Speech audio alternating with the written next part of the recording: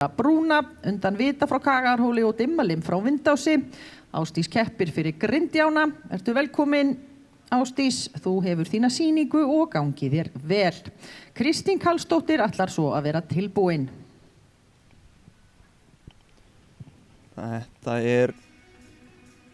nýtt par. Já, hver hérna yfir að tölti? Já, hún með þetta. Ásdís Elma og Dimmblá frá Vindási. Vitadóttir.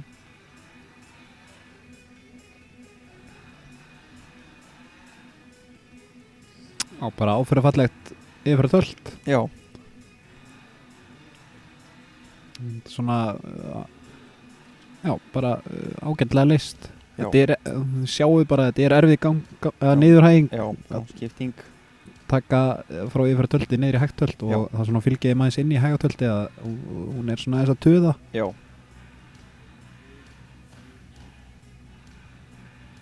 Þetta flott ross.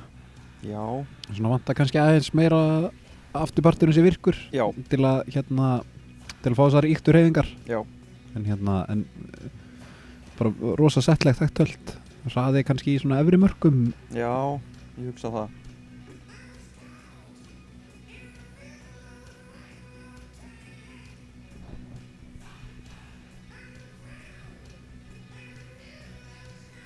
Já, tekur hérna brokk. Þessi hrissa ekki með mikinn keppnisárólgur. Nei, við vorum farið í braut. Einu sinni, 2024 í tölti. Ok, hver keppti á henni þá? Það var Lárey Mirja. Hún greinilega, hún kaupað þetta hross, hún Ásdís. Bara fínt brokk hérna. Já. Engir einhverjir stórir hnökrar en auðvitað væri maður til í að fá lengri yfirlínu og svoleiðis. Undan Vita og Dimmalim frá Vindási. Já. Vindási búin að skila mikið af góðum hrossum. Já. Mikið af keppnishrossum. Heldur betur.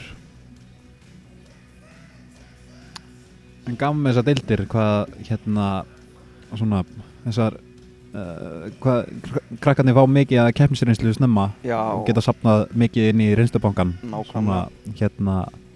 Stökkvétt.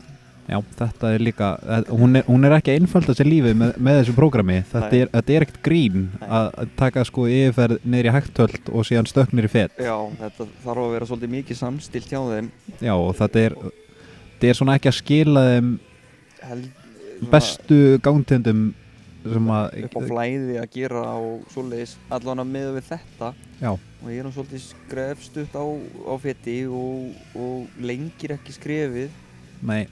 Eins og maður myndi halda ef hún myndi bara lækka eins yfirlínuna og sem svolítið erfitt að gera eftir stökk. Já. Oft.